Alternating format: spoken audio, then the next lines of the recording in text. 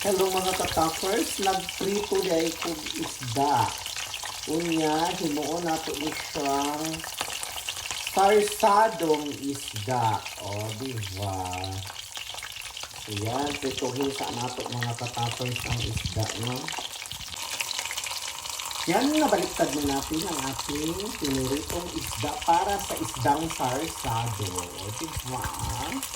Lapit-lapit na. So, nag-isa na sa mga katapers para sa atong sarsa sa isdang sarsado. Diba? So, ako na pong gibutang ang haymaker.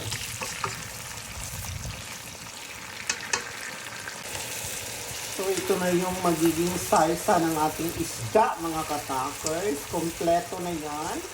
Natimplahan na yan at lahat-lahat. Aromatherapy and test therapy. So, guwapa na ang atong salsa, mga katapers.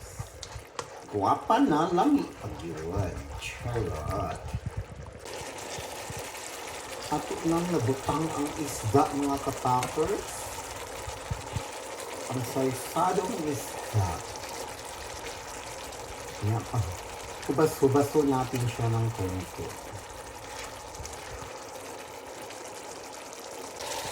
Niya ang last mga katakers, binating itlog.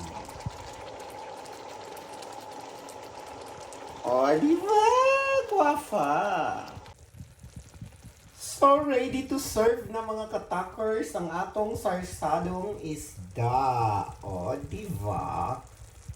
Guwafa na, lamiun pag yun. Charot. Ali na mga katakers, magfakaon na ta. Kan-anan ninyo fafa. Mangaon na ta fafa. Ha!